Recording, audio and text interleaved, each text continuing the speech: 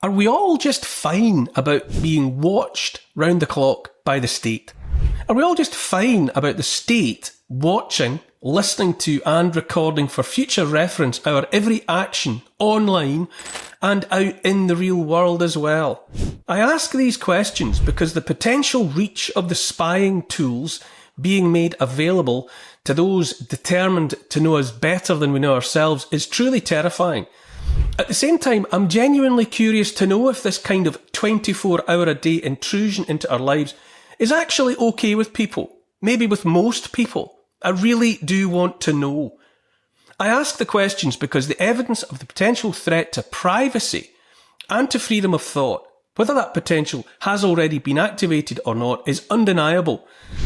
We already know that the police in the UK are making more than 30 arrests every single day of citizens deemed to have made offensive posts on social media. The real world of consequences of the beady eyes kept by the state on what citizens say are already brutally apparent. Custody data obtained by the Times newspaper showed that police are making about 12,000 arrests a year under Section 127 of the Communications Act 2003 and Section 1 of the Malicious Communications Act 1988. As journalist Toby Young reported this week, childminder and mother Lucy Connolly is behind bars serving more than 2.5 years for a post she made about illegal immigrants on the day of the Southport murders. She deleted the post and apologised for it within 4 hours, but none of that washed with the court. As Lord Young reported, a man who pleaded guilty to paying for sex with a child prostitute in Telford in 2013 received a lighter sentence, as have many members of the grooming gangs. How can it be right that the punishment for a single social media post should be more severe than the punishment for raping a child? Close quote.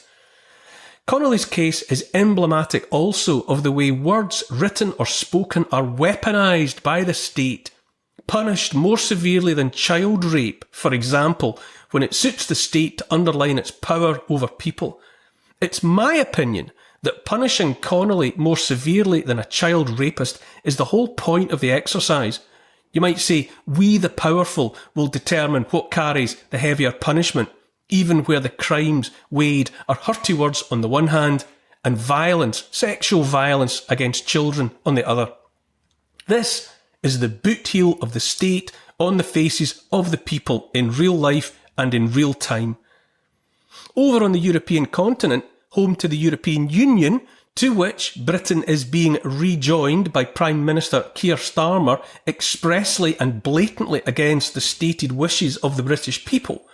In Germany, government spies are surveilling members of political party AfD, Alternative for Germany, by means including reading their chats and emails.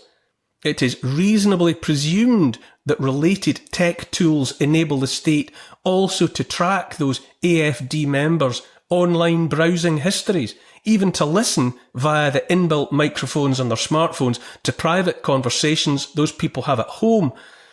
The German government spy service, called the Office of the Protection of the Constitution, published an 1,100-page report on AfD based on public statements made by its members. This data was used to confirm the AfD as extremist and right-wing.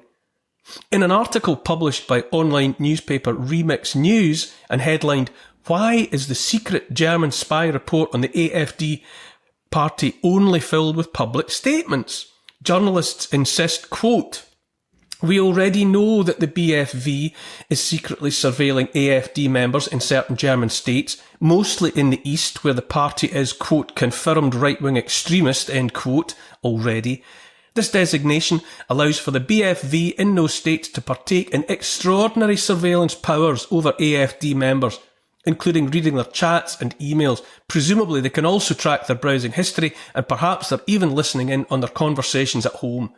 What this means is that the BFV has plenty of statements, memes and content to use based on private statements, but it's purposefully choosing not to use them.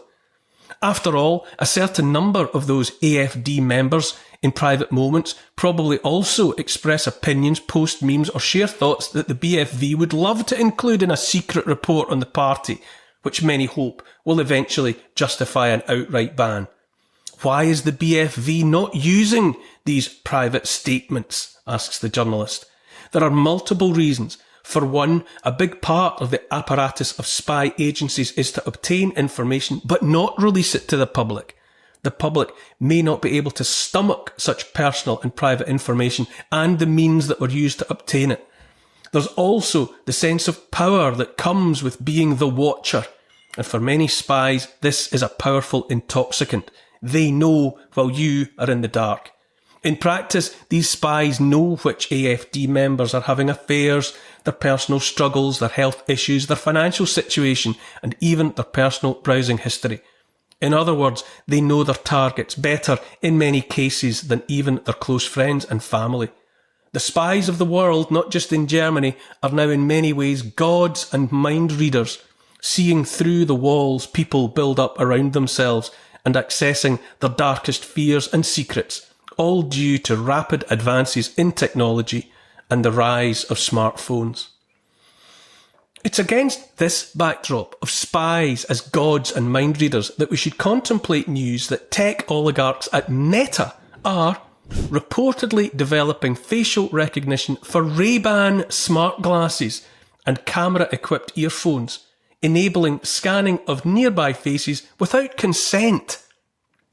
According to reports, work may be underway to add facial recognition capabilities to Ray-Ban Meta AI-powered smart glasses, as well as the same class of earphones equipped with cameras. If and when this feature is added to the wearables and articles based on a story published by The Information are careful to use might and would as qualifiers depending on how it's implemented, it could raise significant privacy concerns.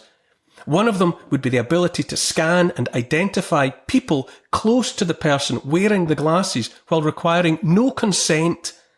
Meta had the opportunity to incorporate facial recognition into the first generation of these smart glasses, but decided against it. The reporting about the alleged renewed consideration comes hand in hand with the criticism of the current US administration by legacy and legacy-minded tech press, who appear to be trying to push the narrative about a regulatory environment that is now less privacy-friendly than before. The Information is referring to internal Meta discussions about including what is reportedly at this stage known as the super sensing mode. More claims regarding how the future feature might work concern its opt-in nature, but only by the user of the glasses, and whether a light indicator should show that the super sensing is on.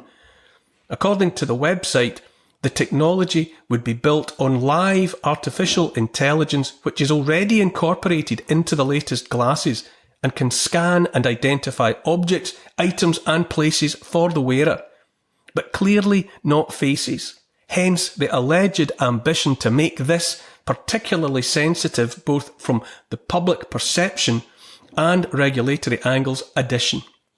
Without confirmation from the company, this currently comes across as speculation and conjecture about what Meta may or may not be considering or developing, and the possibility of facial recognition making it into Ray-Ban Meta glasses is reported about along with the mention of the recent privacy policy changes. Those changes have to do with providing more data for training Meta's AI models by making it harder for users of smart glasses to avoid this. All of this would be bad enough, frightening enough, in a world in which the people of these islands were treated equally by the law. Equality regardless of status, wealth or position. But I say we evidently don't live in such a world anymore, if indeed we ever did. Right now in the United Kingdom, excited speculation surrounds the story of Prime Minister Keir Starmer and who burned properties and a car linked to him and why. In a sane and equal world, the mainstream media would at the very least identify what is alleged to have happened as an attack on a British Prime Minister. They would be demanding to know what happened, turning over every stone in pursuit of the story. That speculation connects not one, but 3 Ukrainian so-called models, citizens at least of a country to which Starmer has been relentlessly supportive, might be said to add urgency to the investigation of what has happened. But no, this has been deemed a nothing-to-see-here bit of tittle-tattle. It matters because it underlines, and deliberately, not by accident, that questionable activity matters only if it can be hung around the neck of someone, anyone, deemed an inconvenience to the state and its narrative.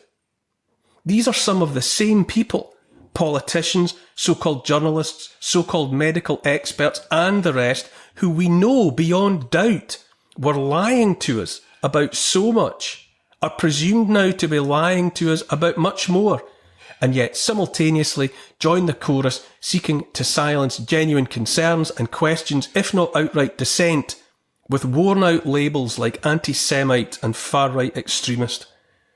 It's been said repeatedly that we are, as a nation, sleepwalking into a digital cage made of round-the-clock surveillance. To me, it seems obvious too that the same tech that can find what citizens have actually said and done must surely be capable of squirting into smartphones and onto laptops the damning content that might be used to damage, to silence, or to destroy the owner of such hardware.